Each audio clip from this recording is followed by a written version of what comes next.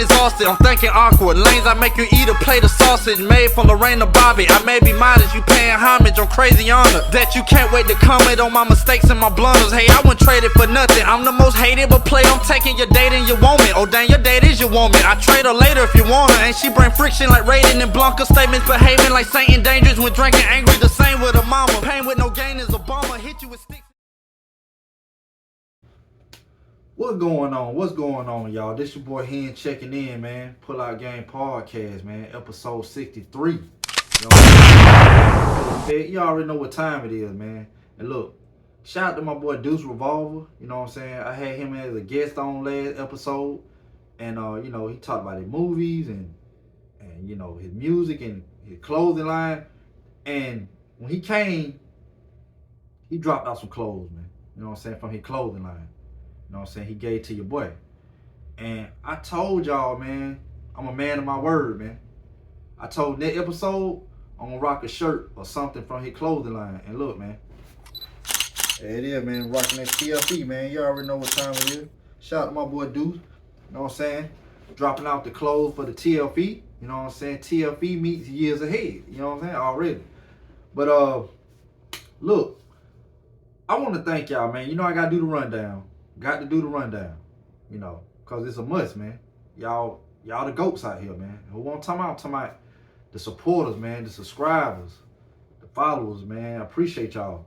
And look, and what I mean, I can't thank y'all enough for the subscribers, the comments, the likes, the shares. Because like I said, before I started doing this podcast, I didn't know how it was going to be, so I was nervous to see how it was going to turn out.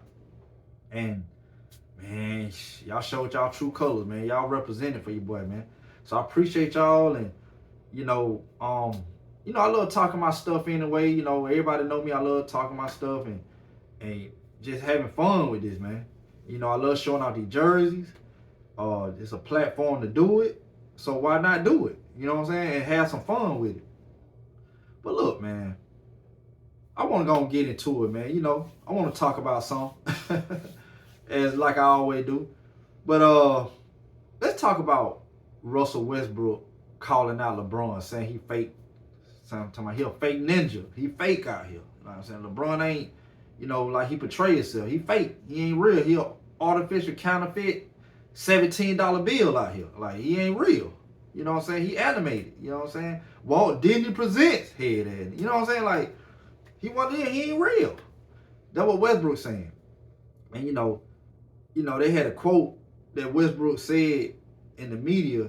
The media came out and said Westbrook had said towards LeBron, said, man, I can't stand all that fake shh. You know what I'm saying? That being fake, being unauthentic. You know what I'm saying? Not genuine, but artificial. You know what I'm saying? Like the AI stuff. Not Iverson, but the artificial intelligence. Like, you're saying LeBron moving like an AI character out here. The artificial intelligence, graphic people. But the reason Westbrook said that, man, the story is crazy. What happened was when Westbrook with the Lakers, right? This all came, Westbrook experience with the Lakers. And I gotta tell the story. Like I said, we finna get to the jersey, no doubt, but I gotta tell this, man. Westbrook, they had like a team meeting because, somebody was supposed to show up. And they didn't say who was supposed to show up at the meeting. And everybody had to be there. You know what I'm saying? When this dude showed up. And LeBron and Anthony Davis, they said, man, shit, they got pulled on the team. They the most popular, best players on the team. I ain't going to be here. When the meeting over with, y'all let me know later on. I'll come back, but I'm finna go and do something else. I ain't got time for this. So, what happened, Westbrook didn't like that. He got mad. He was like, how the hell they can't be here and I got to be here? You know what I'm saying? Like, what's going on? So the coach, I think at the time, Darvin Ham, Darvin Ham at the time, he talked to LeBron because he seen the other player would get mad. They was like, man, that ain't right. LeBron and AD ain't got to be here. But when the person show up, but you know what I'm saying, we got to be here? No, man, treat everybody fair. I don't like that. So Darvin Ham made it mandatory for everybody had to come back. Everybody had to come back, including LeBron and AD. Anthony Davis. They both had to come back. So they end up coming back, and they was like, oh, like, man, they was like, they had to be here. Like, damn, man, like, this crazy. I could be doing something else. They did not want to be there at all. So what happened was, somebody came around that corner. And who came around that corner? Will Smith.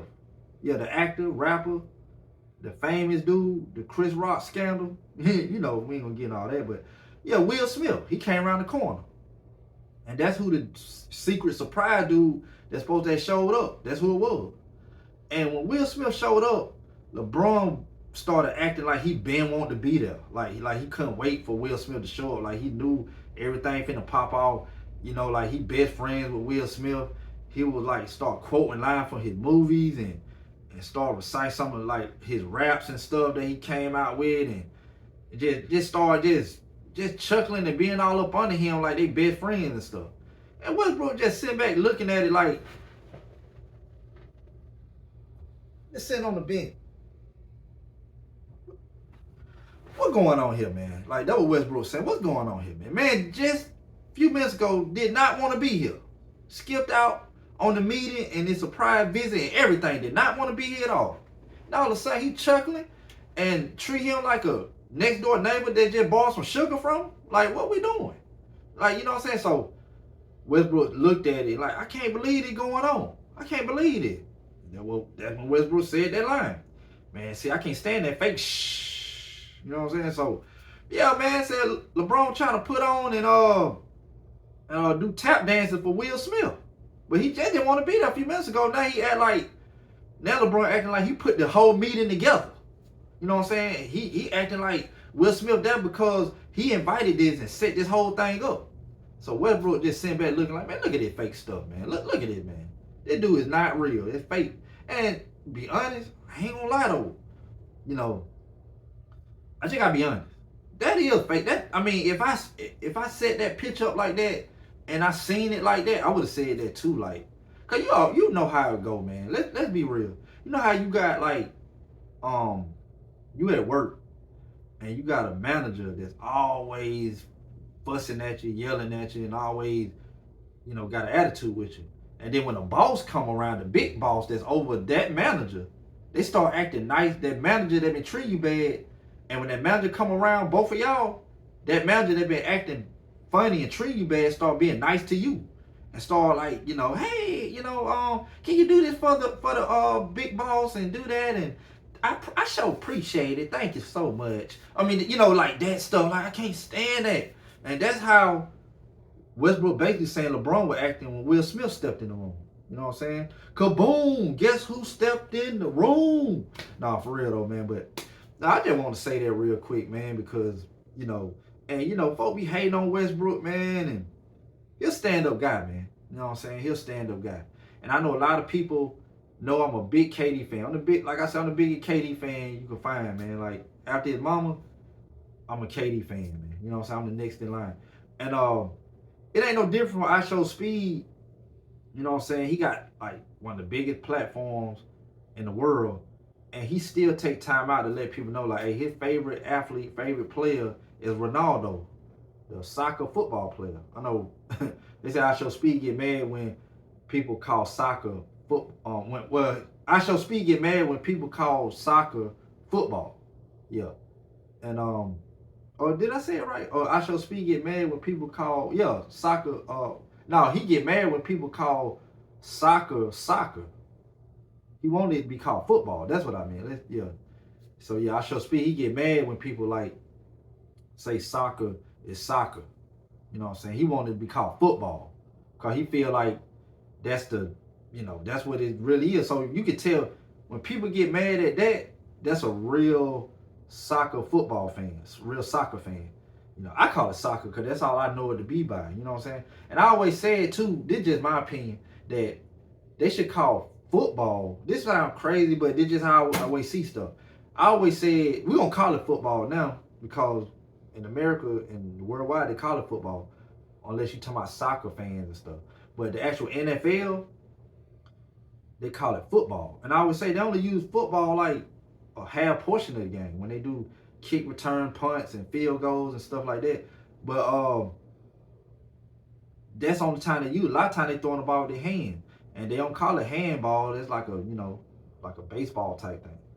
So why don't they call it body ball? That's crazy to call it body ball. But think about it though. You use your feet to kick the ball, right? But in football, in NFL, but they ain't all you use your body for. I mean, they ain't all you use football for. Like in the game of football, you use it to kick the football. Then you throw passes with your hands. The quarterback, they throw the passes, and then on top of that, they're doing a lot of tackling. So you're doing a lot of tackling. You know what I'm saying, like with the body, and then you do a lot of hands throwing, passing. That's with the body. Then you do a lot of kicking. That's with the body. So it's like you use your whole body, you know what I'm saying, for this ball, for this football. So why don't they call it body ball? You know what I'm saying? Like you use your whole body for everything. You use your hands to throw, use your feet to kick the ball, and then you do a lot of tackling, you know what I'm saying? To tackle down the body. So you use your whole body in this sport. Call it body ball. You know what I'm saying? Or something like that. I don't know. I just, but football, the NFL, they've been calling football for so long, I doubt they change it. But look, man.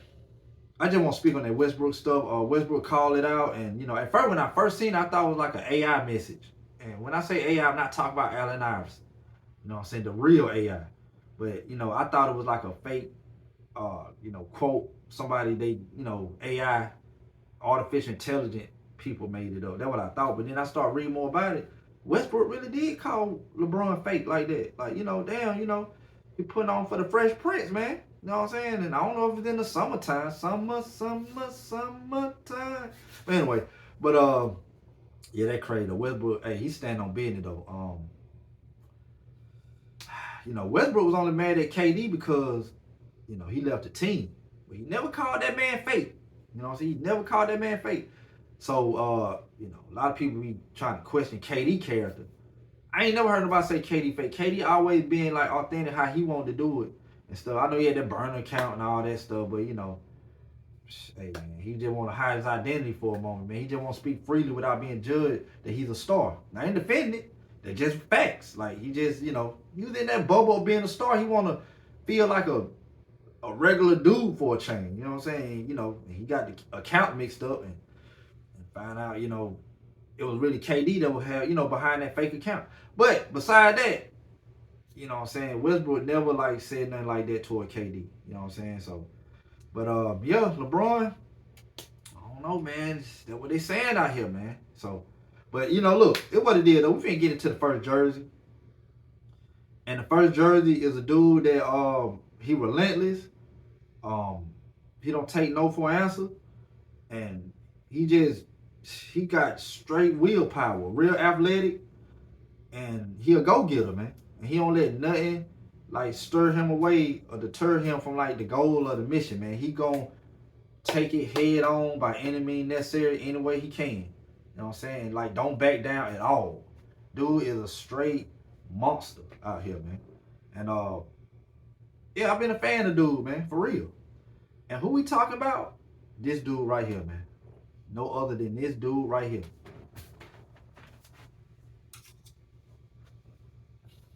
No, we just got finished talking about dude. Just got finished talking about dude. Y'all, remember who we just talking about. You know what time it is, man. This that guy, man, a.k.a. they call Brody. You know what I'm saying? His nickname Brody, man. Russell Westbrook, man. Come on, man. All still everything Russell Westbrook, man. You know the vibes, man. This the jersey when he won the 2007 MVP. You know what I'm saying? And reason I want to bring this jersey, I started to pull out that UCLA college Westbrook. But the reason I brought this one out, though, because a lot of people have been giving Westbrook like a bad name. Man, I want to speak on Westbrook for a minute, man. I had to show Westbrook some love on that episode for real, man, because, man, folk been trying to drag Westbrook name through the dirt, man. Russell Westbrook, man. I'm talking about for real. They been trying to do my boy dirty, man. Yeah, let's talk about Russell Westbrook, man. All still everything Westbrook jersey, man. Come on, man. Stop playing. It's that MVP Westbrook. You know what I'm saying? The triple-double in the season Westbrook, man. Yeah. Yeah, let's get it, man. But look, I want to talk about Westbrook, man. Yeah, let's right here. Yeah, okay. But look, man. Westbrook, man, he was born November 12th, 1988, man. Long Beach, California, man. Yeah, man. He a Cali baby, man. You know what I'm saying? He from Cali. You know what I'm saying? Westbrook, born and raised Cali, man. You know, he was real tight with Kobe. You know, Kobe, a beloved LA Laker teammate. Well, he wasn't a teammate of Westbrook, but he was on the team of the Lakers. And he was a well beloved, player for the Lakers. And Westbrook, what I'm saying, he was real cool with Nipsey Hussle, man. Like, he real cool with Nipsey, man. I know, like, when Nipsey died, you know what I'm saying, cause Nipsey used to rep the game, rolling 60s and all that. And when, Westbrook found out he died, I think the next day they had a game.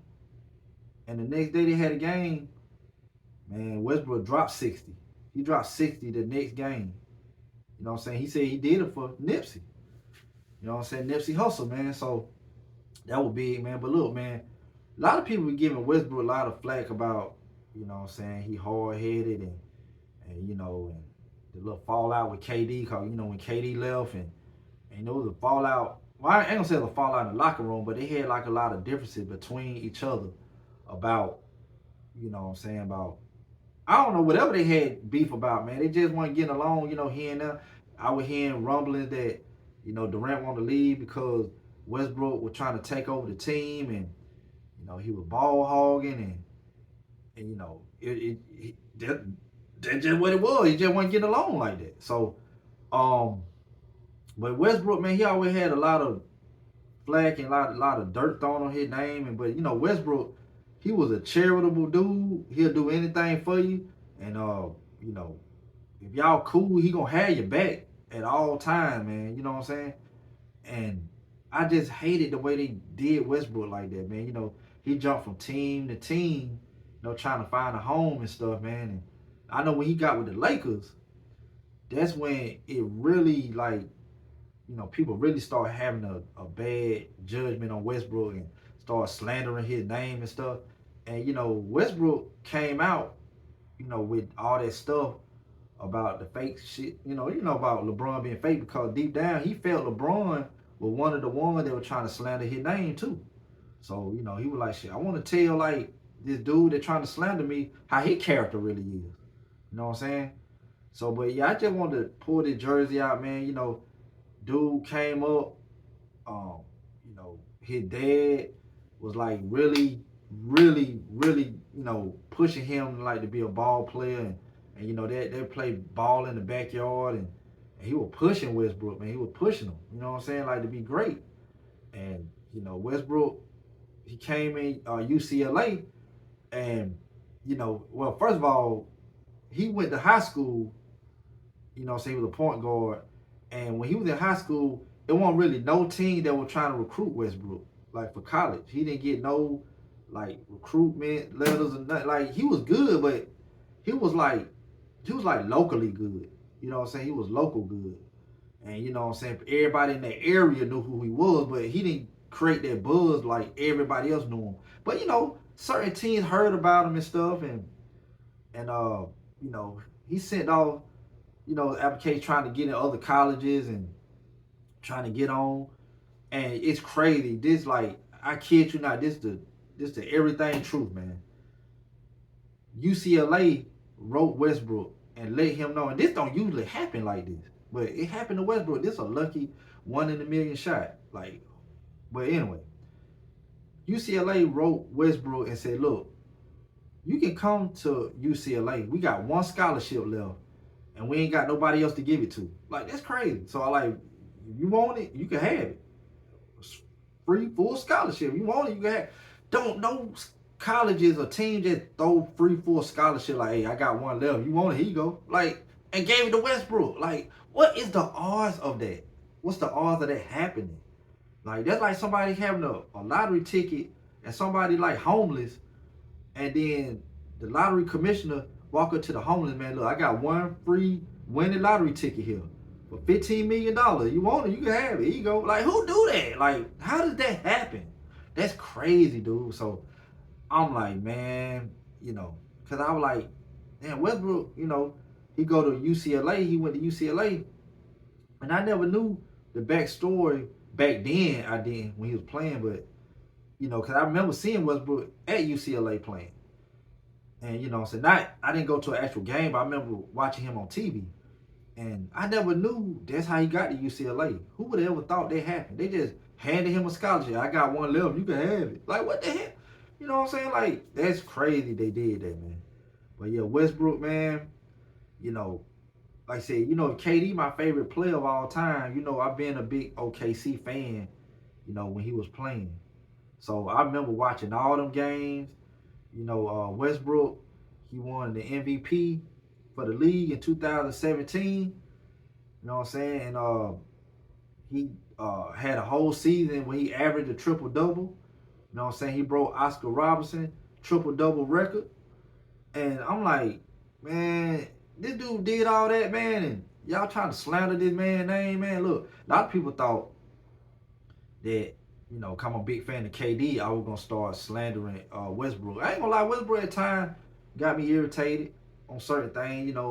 It might be a ball hog situation here or that situation. At time when I was watching OKC, cause I watching OKC, I watching all their games, the league pass games and everything. I was a fan. I've been watching them. Like I said, man, he got the accolades that he need to get. You know what I'm saying? Got the MVP. And I know like 2012 or one of them years he won like All-Star MVP. And he been doing his thing, man. He a big contributor in the league of the NBA. A lot of people trying to erase his name and I hated the way they did that, man. Like they trying to like not pick him up on an NBA team and trying to like forget his legacy and trying to like erase him and try to get him to go overseas and play. But Westbrook thugged it out, held it down. And he had got with the Kings, man. I don't know if he's gonna retire with them, but Westbrook been doing his thing. And I hate how people trying to tarnish his name, man. Westbrook, you that guy, man. You know what I'm saying? You done did a lot of big things for the NBA, man. You know what I'm saying? They called you Brody, man. And you that guy, man. So I'm saying, salute, man. So show that Russell Westbrook again, man. Y'all see the vibe, man. Russell Westbrook.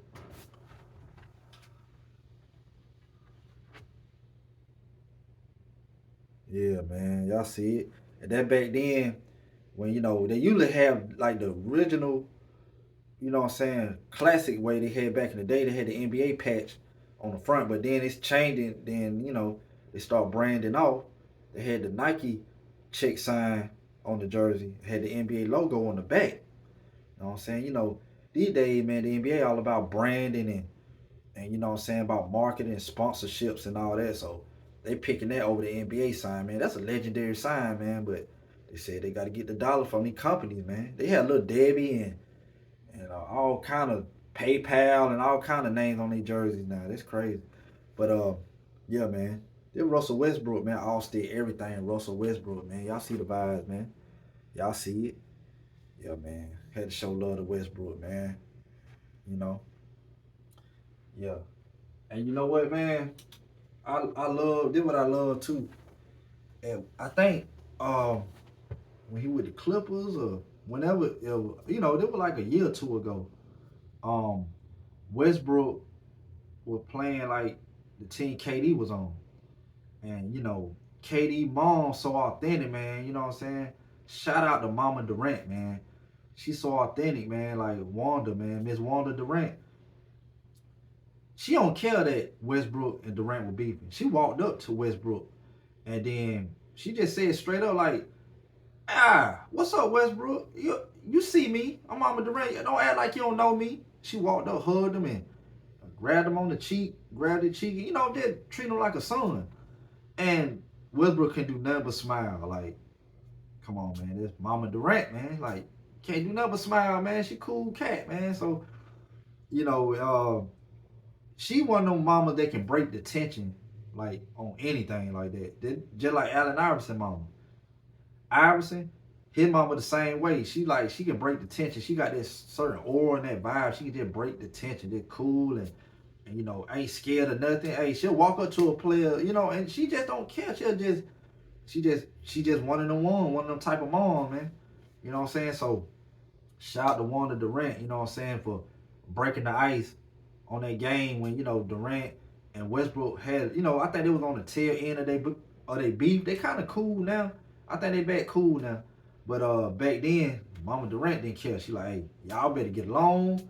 If y'all don't get along, you gonna be still cool with me. I still got love for you, Westbrook. That's how Miss Wanda Durant was. You know what I'm saying? So shout out to Miss Wanda Durant for breaking that ice, man. But like I said, man, Westbrook, man, if you don't play another game in the NBA, my guy, if they didn't pick you up and you didn't play with the Kings, you still had a great career, man. You know what I'm saying? You still had a great career. You did a lot of things. You know what I'm saying? Don't let people try to down you and say like you was beneath these players or that, man. You was a monster, man. Like I could say you were the most. Yeah, I could say the most athletic guard ever in the NBA between you and Derrick Rose. The most athletic guards ever. Like, it's not even close. So, like, man, you one of them guys, man. You were KD, you know what I'm saying, running mate, man. Y'all was together and y'all tag team that thing in OKC, man. I missed them days. And I hate y'all never won a ring, man. I hate y'all never won one, man. I hate that y'all never won one. Damn, I hate y'all never won one. But hey, man, that's life, man. That's sports for you. You know what I'm saying? But like I said, man, you, KD, James Harden, you know what I'm saying? Y'all were that young trio, and y'all ventured off and end up doing y'all own thing, and y'all all won MVPs, man. Y'all all won MVPs. So, like, salute to all y'all, man. You know what I'm saying? KD, Russ, and Harden, man. You know what I'm saying? Y'all, Harden and Westbrook, trying to, achieve a championship, but at the end of the day, they still had golden careers, man. You know what I'm saying? All had golden careers. But yeah, this Westbrook, all still everything, man. Come on, man. This Brody, man. This Westbrook, man, the relentless beast point guard, man, that just wasn't scared of nothing. Like on the court, like, come bring it. What you got? I'm here. Like, let's do it. You know what I'm saying? So I love that energy from Westbrook, man. Like, athletic as hell.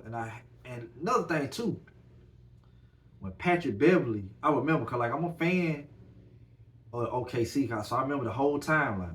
But I remember 2015, KD, I think was he hurt? Yeah, 2015, KD had got hurt, and a little bit after that, I think KD had like a soreness in his foot, so he had to get like a little surgery in his foot.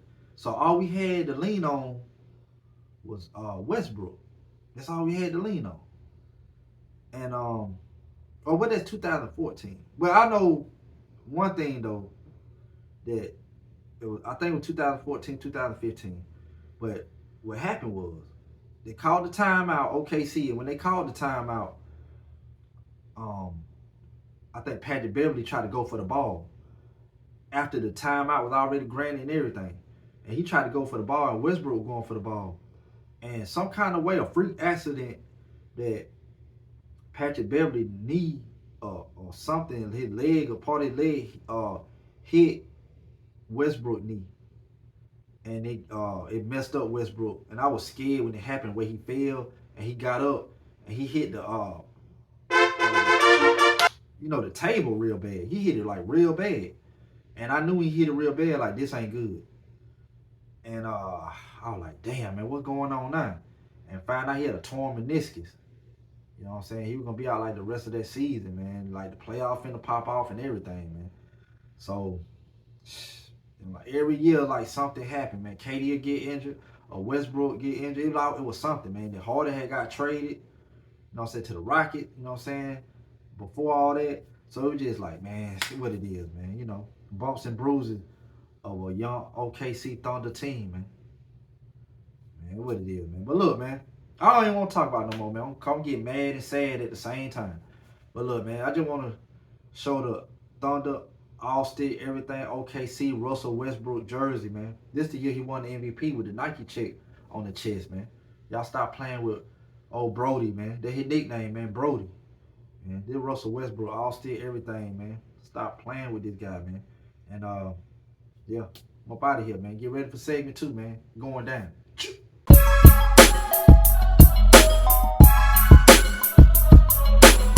My brain exhausted, I'm thinking awkward. Lanes I make you eat a plate of sausage made from Lorraine or Bobby. I may be modest, you paying homage on crazy honor. What going on? What going on, man? I'm back. Episode 63, segment 2. I'm back. You know what I'm saying? Returning from the first segment. You know what I'm saying? Pull Out Game podcast, man. You already know what's going on, man. But look, man. I appreciate y'all, man. Y'all been holding it down. I ran into a supporter, subscriber, you know what I'm saying, in the store. And they showed love, man. You know what I'm saying? They recognized me. I didn't know who they was and tapped me on the shoulder. And I don't know who that was, man. Like, they tapped me on the shoulder. Soon I turned around, they were like, hey. I mean, they could have swung on me or something. I didn't know what the hell was going on. But I got quick reflexes though, man. I probably, I would have ducked that thing. But anyway, they were like, yeah, you the pull-out game guy. You the guy with all the jerseys. They be talking stuff, man. Like, and I took a picture with them, and that was big, man. I was like, that, you know what I'm saying? Hopefully I made their day, and the damn show made my day, man. Let me know somebody, watching the episodes and the channel, and, I can bring positivity to the people that's watching on y'all screens, man. I appreciate y'all, man. So, yeah, that's what happened. A little situation with that. But look, man, what's going on in the NBA, man? You know what I'm saying? These folks get caught with this gambling scandal, man. What's going on with that? What is going on with y'all, man? You know what I'm saying? It was like early in the morning. It was like 8 o'clock, 9 o'clock in the morning.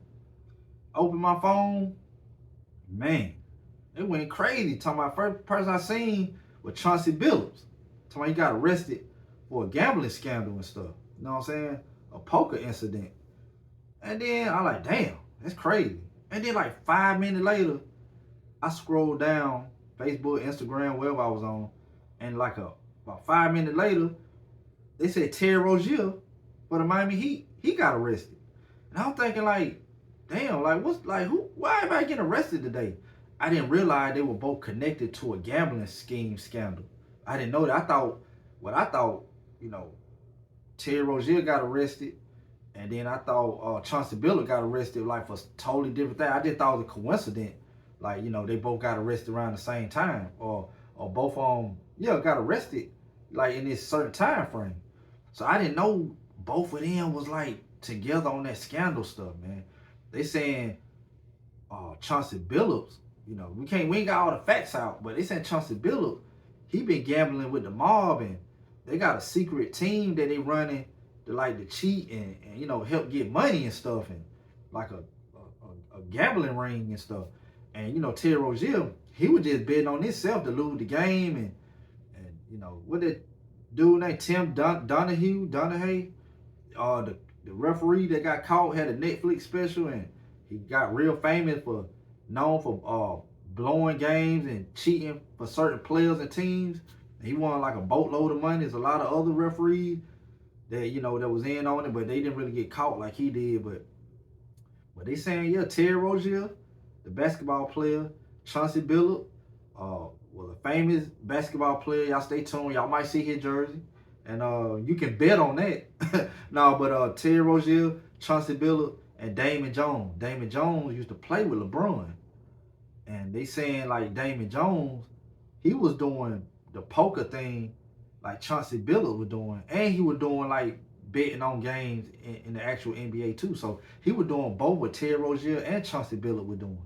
And then, you go farther down, they said LeBron had something to do with it. Like he kind of, his name is out there. They ain't saying he going to jail like them three, because they went to jail. You know what I'm saying? This ain't no Monopoly game. You know what I'm saying? They rolled dice and went to jail. This is real Monopoly. But they saying LeBron had something to do with it, because they saying LeBron was telling Damon Jones, like, look, I ain't going to be playing this game, so, I guess you make a bet, just, let the bookie know that I ain't going to be playing. And they were saying that he got that information and told the bookies all that information that LeBron ain't going to be playing before the injury report came out. So they know that Damon Jones had to get that from LeBron. That's what they saying. That's why LeBron's name is like really tied up in it. Because they saying LeBron is like kind of dishing out the information. And look, man, we ain't gonna make this whole episode about no LeBron thing like that, cause so we ain't gonna get. But I mean, it just this what happened. You know what I'm saying? His name came into the scandal. You know what I'm saying? His name was, was out there. So I don't really know what happened, but what I think about the whole situation. You know, I don't know, man. Maybe I'm missing something, but the whole situation to me is stupid because Terry Rozier made $26 million. He got a $26 million contract. And I know when you get a $26 million contract, you might got 3-4 year contract. You know what I'm saying? So, you know, you got common sense and you know about sports. You know when they say $26 million contract, you don't get the whole $26 million like right then. Like here you go, you get it. You get so much over a span of years. You might get like 6 million here. You might get like 5 million here. Next year you might get like total up to get like 4-5 million like that. You get so much a game, and then it add up that season. It add up to like $6 million or whatever like that. Just example. And then the next year you'll get so much a game until it add up to like 6 or 5 million. And then when your whole contract is up, it'll equal out to the 26 million. So even if he would get like 5 million a year, you know what I'm saying? Just say he would get like 112,000 a game or something like that. Let's just say that. That's a lot of money for one game. Then you got to play another game like probably like a day or two later. You get another 112 or 115,000, whatever you get. To add up, for that 7-8 million for that year, whatever you get. So, but my point is, Terry Rozier, they got him one incident. They caught him that he won $200,000, like the mob or the bookends, or they delivered the $200,000 in cash to his house. And he meant to blow a game or something like that. He said he was hurt. But my thing is this, like, why are you risking all that money that you was getting? All that money. A $26 million contract. So that means you steady getting checked. Why are you trying to risk all that for just 200,000? 200K? Okay. Like, what? I mean, that's crazy. I don't get that. Like, Kenny Smith said it. He got into a debate with Charles Barkley. Charles Barkley just said it was straight stupid. Kenny Smith said it's an addiction. And I agree with Kenny Smith because ain't no way that you will risk a $26 million contract for just $200,000 bag. It had to be addiction. You just love the thrill of gambling. You love the thrill of not getting caught by the NBA knowing you can't gamble. Because they got a policy you're not allowed to gamble at all. I don't think they can't do prize picks. They can't do no fantasy league games. They can't do none of that. They can't do no poker gambling. You damn sure can't bet against teams in the NBA. Can't do that. You know that, but they can't do no gambling. I wonder, like, are they allowed to do like the Fantasy 5 and Mega Millions and Cash 3 and all? I don't think they're allowed to do any of that. They ain't allowed to do gambling at all. So I would thought that was crazy though. You getting all this money, Chauncey Billups too. You got a nice bag, man. You know what I'm saying? Millions and millions, and you risking it for like little poker game. You getting this money, but some people just extra greedy, and they just want more money than what they got. Like, come on, man, you getting enough now. What can you do with all the money you got now? You getting boatloads of money. You had money, Chauncey Billups, big contract when you were playing in the NBA, when you was a regular NBA player. Now you a coach, still getting that bag, and you still trying to get more money than that, trying to risk it all too. Man, come on, man. That's crazy, boy. Like, you got somebody work at Papa John's, you know what I'm saying? They content with their check. You don't see them trying to rob the bank. Well, I know they probably would want to. Let's be honest, man. We all would want to rob a bank, but we can't because it ain't the right thing to do. Like, basically what I'm saying, we don't want to rob the bank. We don't want to shoot or hurt nobody. But you want extra money. Everybody want extra money. Everybody want more money in their bank account, more money. You know what I'm saying? So, not saying people like want to rob to be bad, but basically I'm saying people want more money. People trying to get money out here. Times are hard. The economy crazy. Government shutdowns, and you know what I'm saying, they doing away with food stamps and all that stuff, man, and trying to turn the world back into a Great Depression. But how I look at it, it's been like a Great Depression, man. But still keeping our head above water, like they say on Good Time.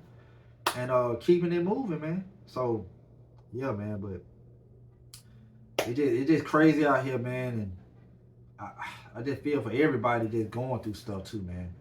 I just want to say that, man. I just want to say that everybody going through stuff, man. Everybody got something going on. Even the people that's on Instagram, Facebook, that pretending like they got the best life, they got something going on, man. Like they got something going on. They toe hurting or something, man. They ate some bad food and got their stomach aching or somebody in their family got to get their rent paid or they finna get kicked out and that person that's portraying on Instagram, Facebook, they might ain't got the money to help pay for that person that's finna get kicked out. Like everybody got stuff going on. What I'm saying, man, people got illnesses, financial problems, they got personal problems, demons they dealing with. Everybody got something going on, man. No matter how perfect people try to portray themselves, somebody got something going on. And I ain't saying I'm wishing for somebody to have something going on. I don't make the rules. That's life. People just got stuff going on, and that's out our hands. What you want me to do, man? I don't make the rules, man. You know what I'm saying? But yeah, it's just what it is, man. But yeah, I just don't understand why they did all that gambling. All that gambling. And these people that making big millions of dollar checks. You know what I'm saying? And they said Chauncey Billups, man, he gambling with his poker gambling, it tied in with the mob, man. Like he part of their little team. So he basically working with the mob, man. In the NBA, they looking at that like that's a bad image. So, I don't know how they couldn't caught it earlier because, NBA be on top of stuff, but they caught it now and I don't know what they going to do to him, man. He probably going to be, I don't know if he's going to be permanently banned out the league, but Terry Rozier, you know what I'm saying, Damon Jones, he already out the league, and he got the information from LeBron, allegedly. I don't know if that's true or not, you know what I'm saying? But they saying he got the information because, he real tight with LeBron. They been friends. They been cool. You know what I'm saying? The Maverick Carters and the Rich Pauls and Damon Jones, he I don't think he part of Clutch Sport, but he cool with all them. He in that little friendship little circle. So yeah, man, that's crazy, man. But may everything work out for him. I hope that, when more evidence come to the light, find out that it ain't what people think it is, it ain't true. You know what I'm saying? Because Chauncey Billups, I always thought he was a great player. You know what I'm saying? He won the ring with Detroit Pistons back in 2004. You know what I'm saying? They beat the Lakers. So, man, he did some things, man. We could get into that another day. But, like, look, man, I'm going to pull out this next jersey, man. This next jersey is like, man, dude, he came a long way. And when he did get a chance and time to show and prove, that man showed and proved, man.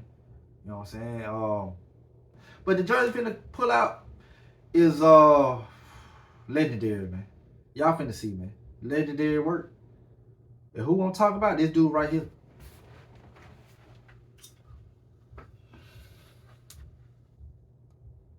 Man, y'all see this dude right here, man. Y'all know who this is? All Stitch everything, man. All Stitch everything, man. Number 24, man. This the Oakland Raiders, man. Oakland Raiders, All Stitch everything, man. Yeah. Come on, man. Number 24. Y'all know who this is? Look at this, man. 24. Come on, man. All right, man. I ain't gonna leave y'all in suspense no much longer. That boy Charles Woodson, man. Charles Woodson, man. All Stitch everything. Oakland Raiders, Charles Woodson, man. NFL's finest, man. Charles Woodson, man. This dude was a beast on the court. I mean, on the field. Yeah, but you got to talk about Westbrook, so I'm thinking about the court. But Charles Woodson, man. Y'all stop playing with this guy, man. Let's talk about Charles Woodson, man. Come on, man.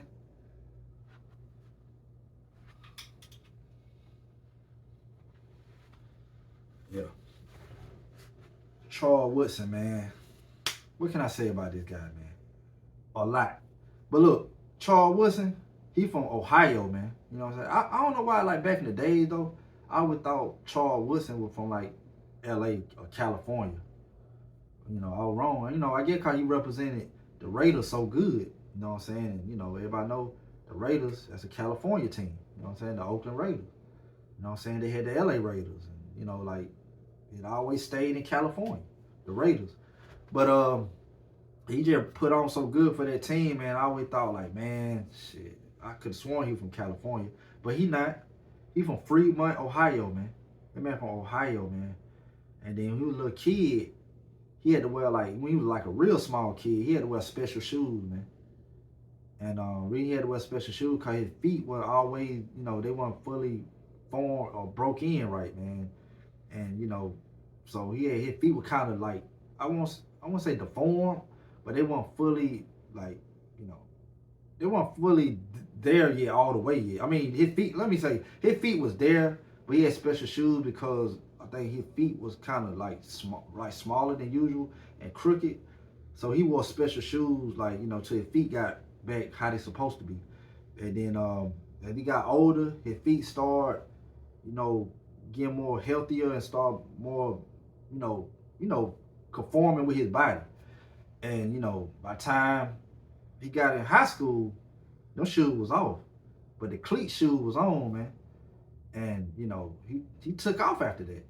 But look, man. Another thing I want to say too, when he was a little kid, his nickname was Poochie, and it was a commercial that came on, and it used to be like Poochie for girls, and he used to walk around the house all the time saying that, all the time. And his mama said, "Damn it, since you want to keep saying that damn song all day, all night around the house, Poochie and stuff, I'm gonna start calling you Poochie." That became his nickname, Poochie. You know what I'm saying? So he kept that name. Like I said, we was in high school, man. He took off, man. Like everybody like started seeing what he was doing, and he became like a threat on the field. And the thing was too, man. He played high school football, but he played offense and defense.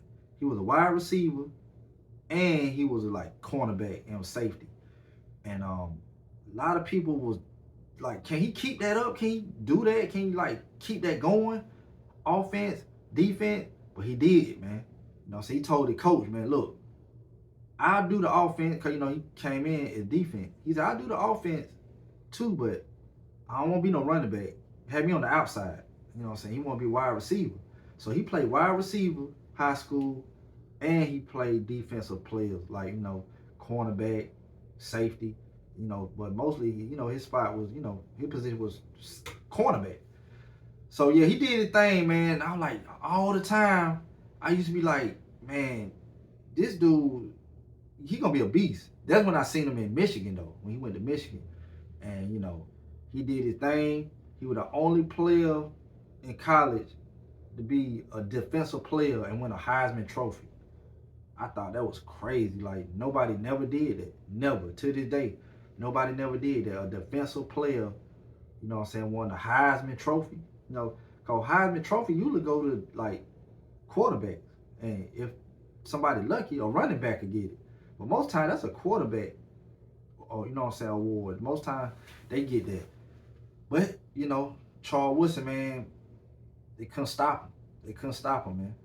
And, when he went to college, he won the Heisman. And then right after that, they got on the field and he won, they won the national championship. Michigan did that same year. They won it. So, and then he came in the league, in 98. Won Rookie of the Year, man. Oakland Raiders, man. Could nobody stop this dude, man. Come on, man. So it's like in 1988, man, he received Pro Bowl selection during his first 4 seasons. 2 first team All-Pro honors. Man, he played with the Raiders for 8 seasons, man. Then he went to Green Bay. Then he ended up, man, ain't gonna lie, he ended up winning the ring with them boys, man. He won the championship with them boys, man, a Super Bowl with them boys. And then after his time with Green Bay, he went back to the Raiders. When he went back to the Raiders, he was like an old school, old head. People calling him grandpa and Unc and all that stuff. But he ain't mind though. He embraced it. He knew like the players that was on the team now with the Raiders, they was younger than him. And he had a lot of wisdom. He done won all the accolades and he got a Super Bowl ring. So he know the ropes, man. So he was teaching the players and just schooling them, man. You know what I'm saying? So I gotta give a shout out to Charles Woodson, man. The dude was a beast. People love to watch him play. I thought he was a monster. I thought he, was like one of the greats, you know what I'm saying, cornerback and defensive players, man. I mean, he did his thing offense too, but to me, he shined more on defense, man. Like, he a beast, man. You know what I'm saying? I feel you could put him in the category with the Deion, Richard Shermans, and all them players, man. Well, there's a lot more cornerbacks too that's beast mode, man. But you're gonna see some more players that's like out there that really don't get they shine like they deserve to. Cause I feel like Charles Woodson, he don't get his shine like he deserved to. You know what I'm saying? I know Charles Woodson had a cameo when he played on Jamie Foxx show. They did like they had like a football episode where Jamie Foxx homeboy played against like Charles Woodson teams. I forgot who was on them teams though. But it was like, I know like was it Lawrence Taylor? I think he was on the team, and I forgot who else was on the team. But I know Lawrence Taylor, Charles Woodson, and it was some more players too. I can't think of who it was, but yeah, but they cooked Jamie Foxx team on Jamie Foxx show. And Charles Woodson, I remember he was one of them. But yeah, man, this Charles Woodson, man, all still everything, man. Let me show Charles Woodson jersey off again. Y'all see the Charles Woodson, man. All still everything, man. Come on, man. And shout out to that other player too, man. Rod Woodson, man. That dude was a beast too, man. But another time for another day. But this Charles Woodson. Yeah, man. The authentic Charles Woodson jersey, man. Oakland Raiders, man. Yeah. Y'all see it, man. The dude was a beast, man. He was a beast. He was a beast. Charles Woodson, man. You see it. You see the vibes, man. You see the vibes. Yeah. Ooh, they jersey clean, but all still everything, my boy. Yeah. See that? Yeah. Man. I like the material on this jersey too. I like material on jerseys, period, man. Like the authentics, you can tell they like real authentics, man. They heavy. Like if your authentic jersey ain't heavy, it ain't no real authentic, man. Somebody made that at the thrift store. See, these are real authentic, man. It feel heavy too, man. Like, yeah, Charles Woodson, man. Oakland Raiders, man. Yeah. Shout out to Charles Woodson, man. And look, man, before I end this segment, I want to say something. I gotta say this, man. I didn't want to say it, but I got to. Now look, y'all know, to me, when it comes to quarterbacks, Tom Brady is the GOAT. That's my GOAT for quarterback. Tom Brady, right? And ain't even close. Tom Brady, that guy. There's some other elite quarterbacks. Don't get me wrong. There's some elite quarterbacks out there. But Tom Brady is the GOAT to me. And I know y'all probably thinking like, what the hell Tom Brady got to do with Charles Woodson? Well, I'm finna tell y'all. Y'all remember it was the playoffs and the Patriots played the Oakland Raiders. It was in the snow. And yeah, man, they were going at it. And they got that thing called a no-tuck rule. Well, Tom Brady was trying to throw the ball and he called himself trying to throw it or whatever happened, and then the ball slipped out his hand, and they were trying to say he fumbled the ball. And but at the end of the day, they went to the cameras, went to the view tape, and looked at the replay and said it was an incomplete pass. You know what I'm saying? They said he didn't fumble the ball, it was an incomplete pass. So if it was called a fumble, the Raiders would have got the ball and they would have won the game. You know what I'm saying? Because they was already ahead. But since they called it the no-tuck rule and he didn't fully have the ball all the way, like throwing it, so they called it incomplete. And the reason I brought up that because Charles Woodson played on that team. And he the one tackled Tom Brady. And when he tackled him, he was the guy that was swearing and And the whole Oakland Raiders squad was just like, I sacked Tom Brady. You know what I'm saying? But it didn't work out like that. So, Oakland Raiders didn't go to, they didn't get to go to the Super Bowl. And yeah, that was sad business, man. You know what I'm saying? Yeah, I hate they feel short like that, but not really, because Tom Brady is my team. You know what I'm saying? The Patriots, that's my team. So yeah, man. That's what it is, man. Charles Woodson, all stick, everything. Oakland Raiders jersey, man. You know what I'm saying? So that no tuck rule, man. Charles Woodson, the one that sacked Tom Brady, but it really wasn't a sack because they called it incomplete. So, and it was a dead play. So yeah, what you want me to say? I don't know. But yeah, this Charles Woodson, all stick, everything, Oakland Raiders jersey, man. You know what I'm saying? Y'all stop playing with this guy, man. You know what I'm saying? He was a beast to be reckoned with, man. Stop playing. But yeah, man. Y'all hold it down. Get ready for segment 3, and I'm out.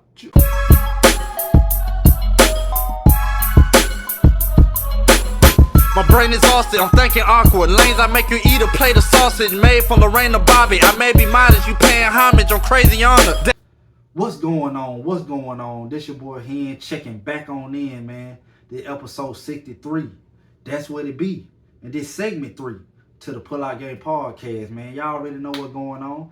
And look, I appreciate all y'all that been watching all the way up to this point and all the way to the end when it get there. You know what I'm saying? I appreciate y'all, man. I appreciate y'all, man. The channel can't move without my people. You know what I'm saying? Every channel gotta have a name for their subscribers and their channel, man. Y'all the Pull Out Game. You know what I'm saying? GANG. The Pull Out Game, man. For the Pull Out Game.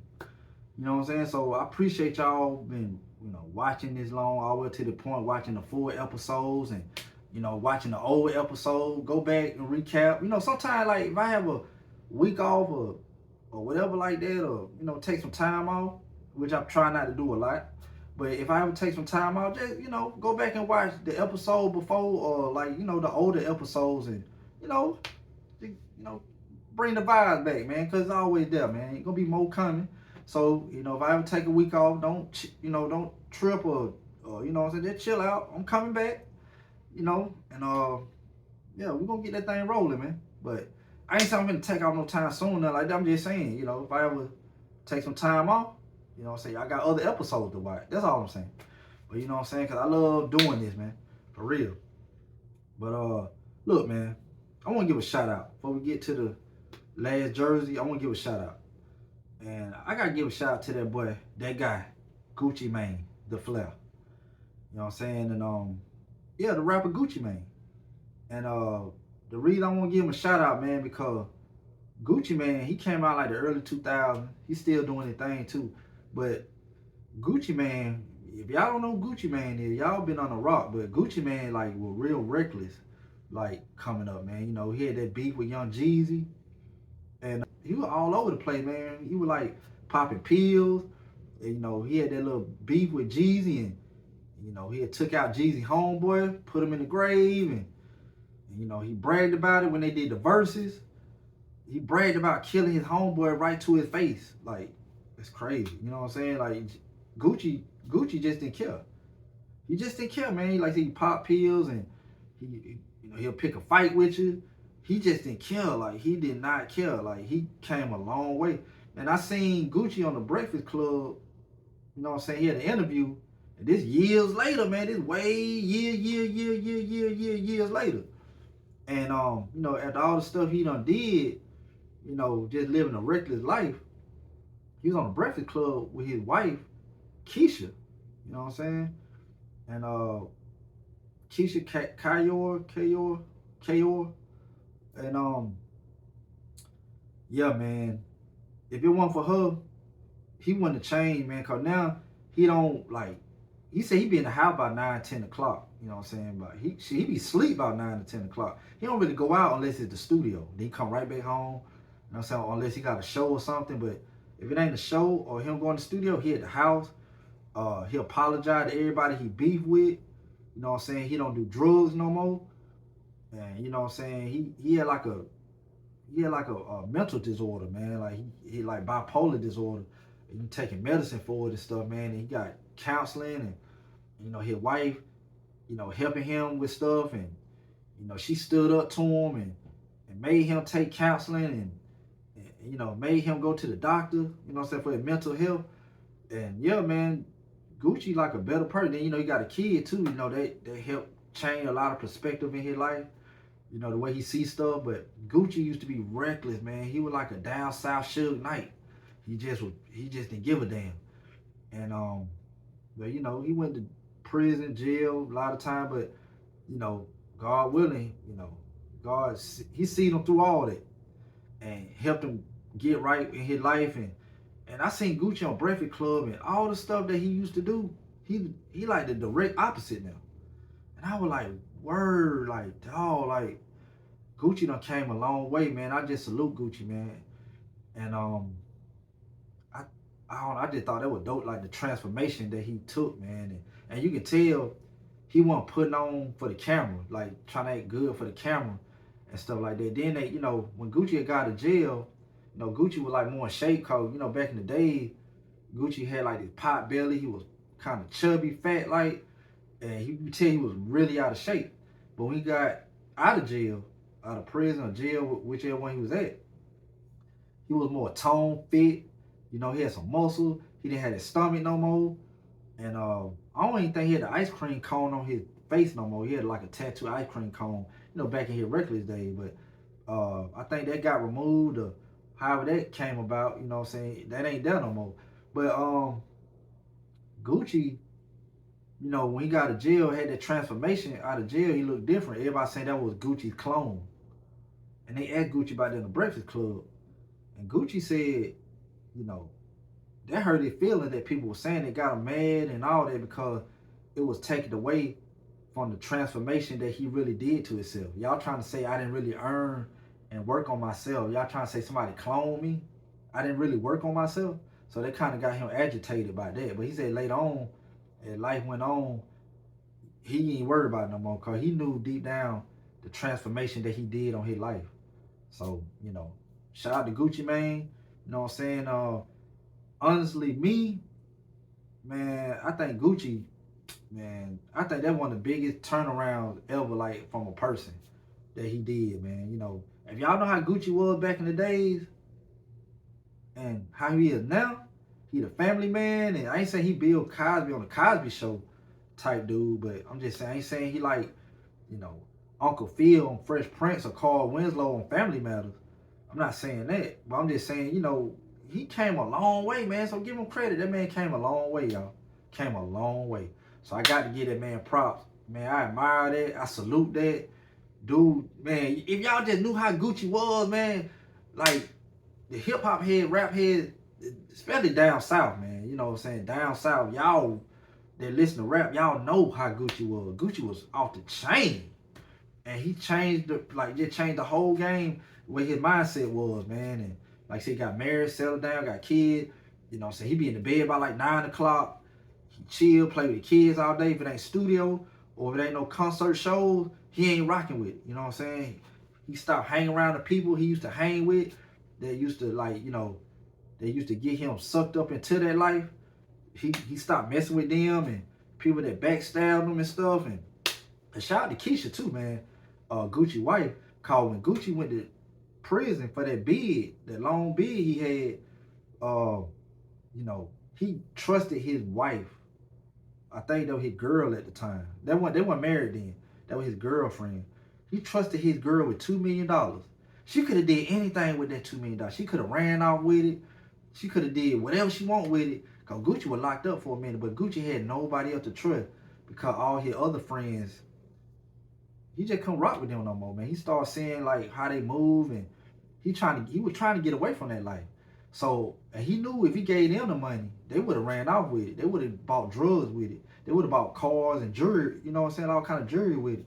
So he didn't trust that. So only person he felt he kind of could trust, he felt he could trust, was Keisha. He gave Keisha that $2 million, and instead of Keisha just holding on to the $2 million, she took that $2 million and flipped it into $6 million. So when he got out, that $2 million wasn't $2 million no more. It was $6 million. And she had it waiting for Gucci.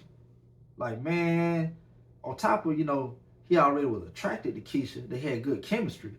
she loyal like that. She didn't like go out in the streets and like, have sex behind his back and she held it down. She went all in the street, the tabloids, and trying to be a hip hop wife and a loving hip hop wife and all that. She held it down and stayed silent, and flipped that $2 million to $6 million. You know what I'm saying? $4 million profit. $4 million profit, man. Come on, man. They end up getting married. And he starts seeing the nature of his way. Like this same girl, this lady that, you know what I'm saying, that held it down for $4 million. So let me know anything she say, I'm gonna have to listen to it because she got a good head on her shoulder to even hold it down while I was in prison. You know what I'm saying? And then flip a $2 million to like an extra $4 million. Now I got $6 million. Man, you got to have somebody like that on your team.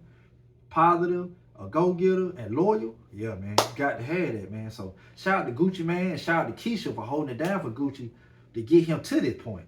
Because I guarantee you, man, if it wasn't for Keisha, Gucci wouldn't have had that turnaround transformation too, like when he got out of jail. Because when he got out of jail, he was still kind of reckless. So shout out to Keisha, man, for holding it down, man. You know, ain't nothing wrong with somebody having a strong black woman, man, strong woman in your corner, like holding you down like that when you at your lowest. So shout out to Gucci and Keisha, man. You know what I'm saying? So, but look, we can get to the next jersey, man. The next jersey, legendary, iconic status, man. Y'all don't know who this dude is. Y'all sleep somewhere, man. Somebody broke y'all alarm clock and y'all just steady sleep past everything. Y'all sleep. What's going on? Wake up, man. Wake up. Wake up, man. You know what I'm saying? We all need to wake up, man, for everything, man. Like, all the black injustice and just wrong injustice in the world, period. So, you got that hashtag wake up. Y'all need to wake up from that. And y'all know who this person is. This player, this athlete, this iconic star. Jersey I'm finna pull out. Y'all don't know, man. Y'all just lost in the sauce, man, for real. But yeah, man, I gotta pull this dude out, man. It's long overdue. Should have been pulled this jersey out, but it's so many jerseys that's going on, man. It's hard to like pick out which one to pull out. But yeah, man, let's get to it, man. The jersey I'm finna pull out now is no other than this dude right here, man.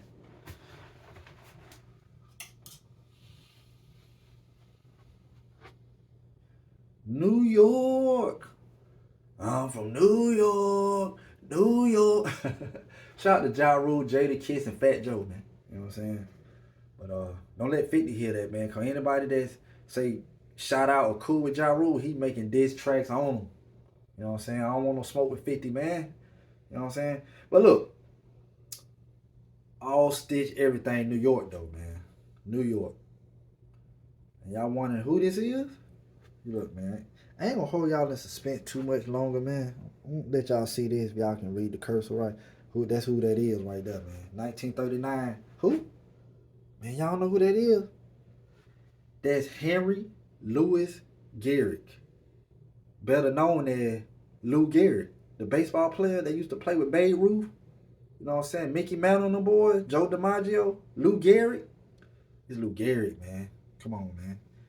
Legendary Lou Gehrig, man. And then look, this patch right here, this patch is the same exact patch that Lou Gehrig had on his jersey. The same one they had back in the days, man. Come on, man. This Lou Gehrig, man. You know what I'm saying? No name on the back. You know how the Yankees do it, man. New York Yankees, Lou Gehrig, man. Come on, man. This jersey, this legendary work right here, man. What? I could just show that. You know what? I ain't got to say nothing. Just show this jersey, man. Who messing with the pullout game, man? The best jersey collection on the planet. The best. Stop playing with me, man. Come on, man. It's cold. Lou Gehrig jersey? Lou Gehrig, man. Come on, man. Y'all remember that disease, Lou Gehrig disease? You know what I'm saying? Came from this player right here. We're going to talk about that too, man. We're going to talk about all that. But look, man.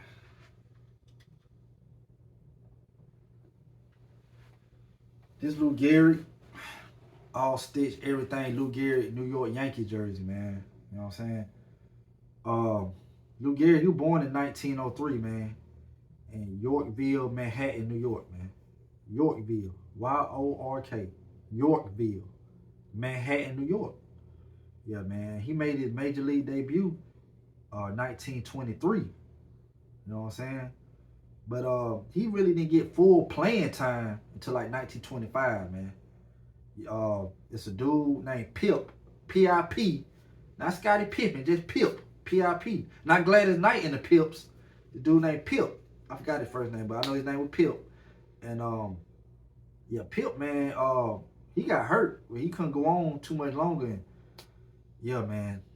Lou Gehrig took over, man. And Lou Gehrig was just, come on, man. Lou Gehrig was just putting in work, man. He was just putting in work. In 1927, he won AL MVP. And I think that when he won his first World Series, man, that he won in 1928 another World Series. But look, man, a lot of people saying too, cause he was playing with Babe Ruth too, man. He like Babe Ruth teammate. A lot of people saying he was just as better than Babe Ruth.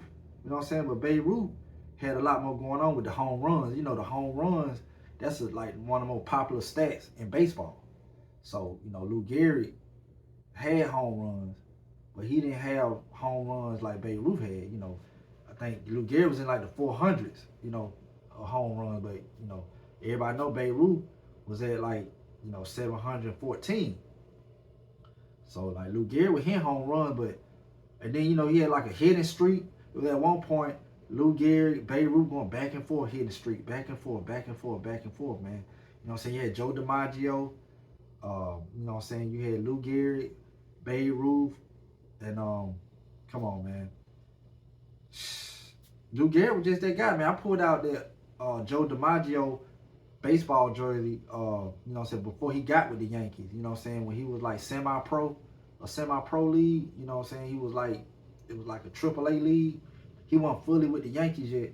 So, but Joe DiMaggio was still hell, man. Y'all go check that episode out. And I got some more Joe DiMaggios too, man. You know what I'm saying? I ain't pulled out the Yankee Joe DiMaggio either. You know what I'm saying? I pulled out the Babe Ruth Yankee jersey. I pulled out, you know what I'm saying? Of course, y'all see the Lou Gehrig. I ain't pulled out the Joe DiMaggio yet. You know what I'm saying? The Yogi Berra jersey and all that, man. It's a lot, man. Yankee got a deep history, man. I got all them jerseys, man. Y'all stay tuned, man. The Pullout Game podcast gets deep with it, man. I'm talking about it gets deep. You know what I'm saying? Like, your car in the quicksand deep. You know what I'm saying? The tire spinning. Car just in the quicksand. Deep. You know what I'm saying? Nobody around to help you get out that quicksand deep. But yeah, man. But look, like, Lou Gehrig coming up, he was born in a middle-class family. You know what I'm saying? Both his parents were German. I think they were immigrants. Like, they came over from Germany. And, they tried to make a living, man. And his dad, he worked at like he worked at a sheetrock company. And welding company, sheetrock. And, a lot of stuff he was doing with that. And his mom, she had a full-time job too. Yeah, she had a full-time job. And she was like the person that, like, regulated stuff in the house. She was like the main breadwinner. You know what I'm saying? And she regulated stuff. She the one laid down the punishment when Henry Lou Gehrig got out of line. You know what I'm saying? Yeah, he got my first name. Well, I got his first name. He was born in 1903, so yeah, I got his name, but it's all good.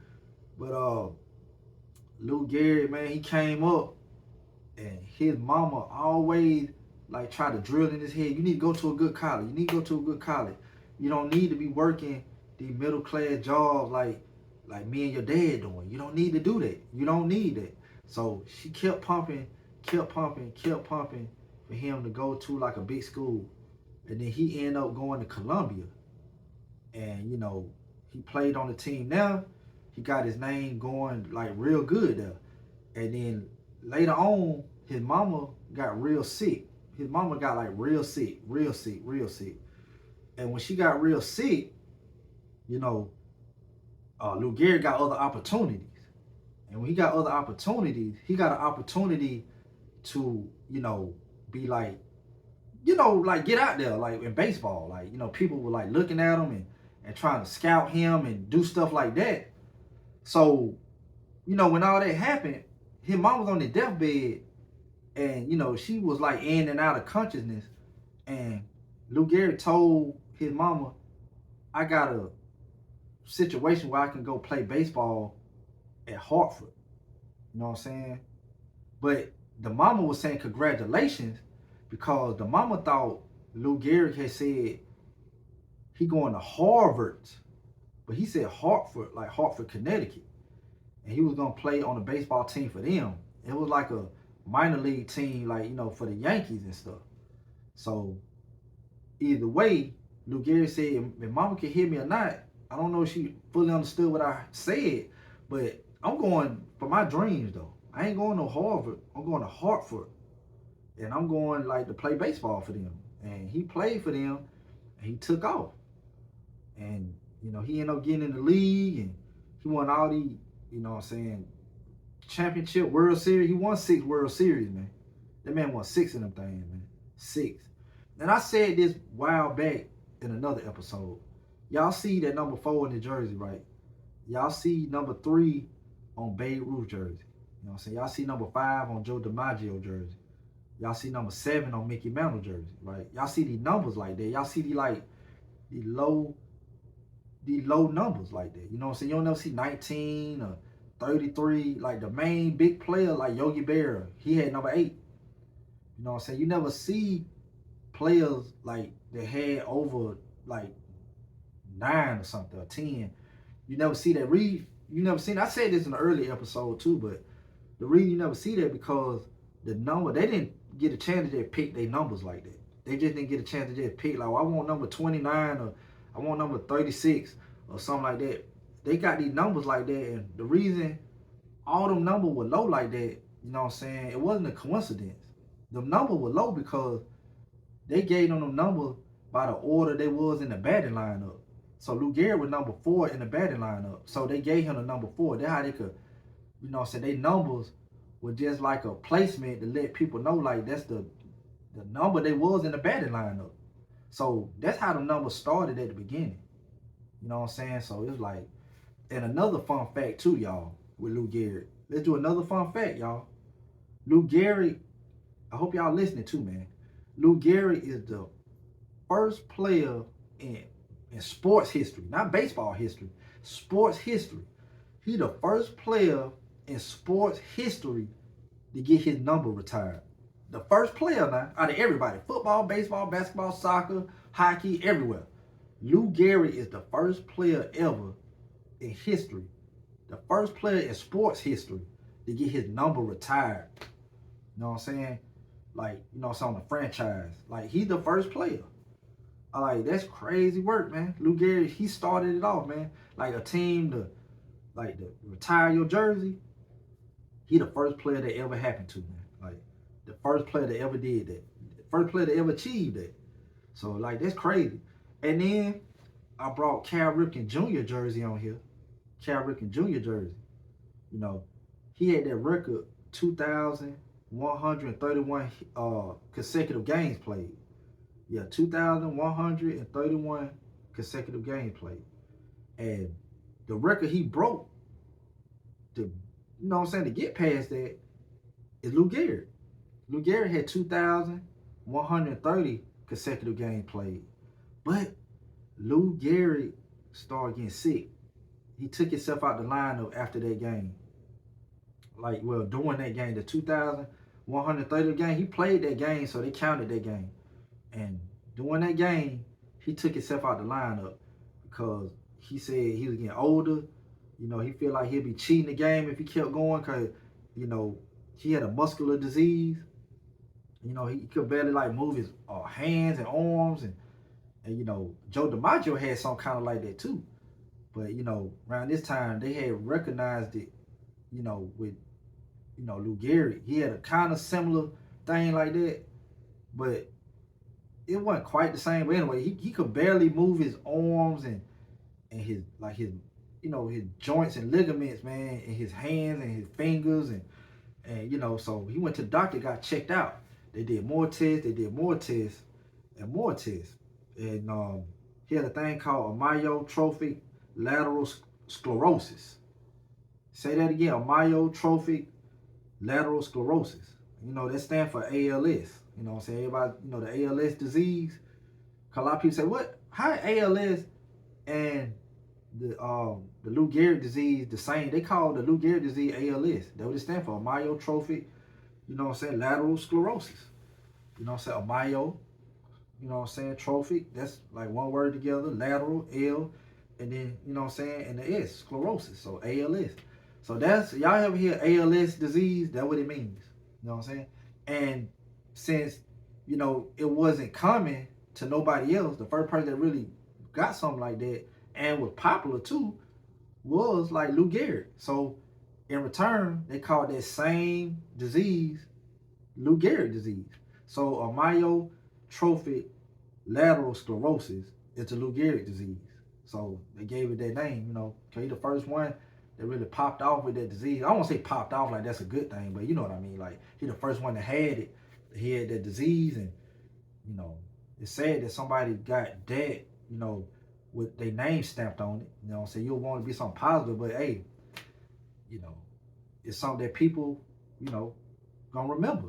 You know, like they got that surgery called a Tommy John surgery. Like, you know, when the pitcher, he pitching and he like break his elbow. And like it take like a year, probably some change, like, you know, for that injury to get back right. You know what I'm saying? For the, you know, you get back healthy. So yeah, man. Yeah, shout out to Lou Gehrig, man, and you know, he had that disease, and later on, man, he ended up dying, and you know what I'm saying, and they put him in the Hall of Fame. I think he died in like 1938, and he ended up dying in 1938. In 1939, they just inducted him into the Hall of Fame, man. You know what I'm saying? So they gave it to him. But yeah, man. What I'm finna do? Let's show that Lou Gehrig again, man. Lou Gehrig was that guy, dog. You know what I'm saying? Henry Louis Gehrig, man. Get the name right. Get the government right, man. That Lou Gehrig, man, ain't had a, come on, man, ain't had a name on the back. That's how, man, this is old legendary jerseys, man. This Lou Gehrig, man. He had that patch on there, the exact patch. Come on, man. This Lou Gehrig, my boy. Lou Gehrig. You know what I'm saying? Stitched on there. All stitched, everything, man. 1939, man. Then we got inducted into the Hall of Fame. You know what I'm saying? Lou Gehrig, man. Come on, man. Jersey tight. Then they got the same type of fabric that they had too back in the day. This the real Lou Gehrig, man. Stop playing, man. Tell you, man, pull out game on. Don't play around, man. Do not play around. Come on, man. I see the vibes, man. This is Lou Gehrig, man. Yeah, shout out to Lou Gehrig, man. All still everything Lou Gehrig. And they got a Lou Gehrig Day, June 2nd. You know what I'm saying? So anytime June 2nd come around, that Lou Gehrig's Day, man. They want to throw that out there, man. But shout out to Lou Gehrig, man. You know what I'm saying? Shout out to Russell Westbrook. Shout out to Charles Woodson. You know what I'm saying? Shout out to my boy Deuce Revolver. You know what I'm saying? With the shirt. Told you, man. Man, my word, don't rock the shirt, man. But I ain't just rocking it because, you know, that's my boy. Shit, the shirt dope. Like, you know what I'm saying? The shirt dope, man. So, yeah. Shout out to everybody out there doing their thing, man. Everybody. You know what I'm saying? But look, this the Pull Out Game podcast, man. Y'all just been hit. Y'all just been hit with a Lou Gehrig authentic, all-stick everything, man. Come on, man. Like, it's legendary work right here, man. You know what I'm saying? What you want me to do, man? What you want me to do? Stop? Not. I ain't gonna do that. So, but yeah, man. Oh, and another thing too, man. I want to say something about Charles Woodson that I forgot to say. Charles Woodson, when he was in high school, they voted him as Mr. Ohio, like the sport athlete, you know what I'm saying? Mr. Ohio, like he was like the top athlete in the whole state of Ohio.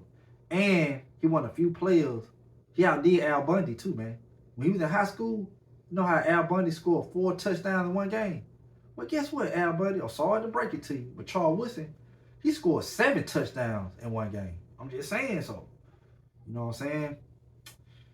It's what it is, man. You know what I'm saying? Sorry, Al Bundy. Somebody done beat you to the punch, man. You know what I'm saying? Somebody outdid your record, man.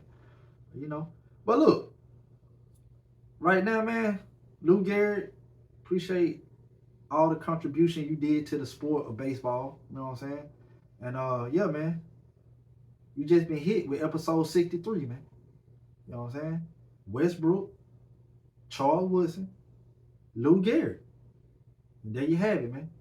Y'all hold that thing down, man. This episode 63, man. And y'all stay tuned for episode 64. You never know what jersey gonna get pulled out. You never know what's gonna be going down, man. Only job you got is to stay tuned, man. You know what I'm saying? So, you know what it is, man. Episode 63. Hand up out of here, man. When drinking angry, the same with a mama. Pain with no gain is a bomber. Hit you with sticks.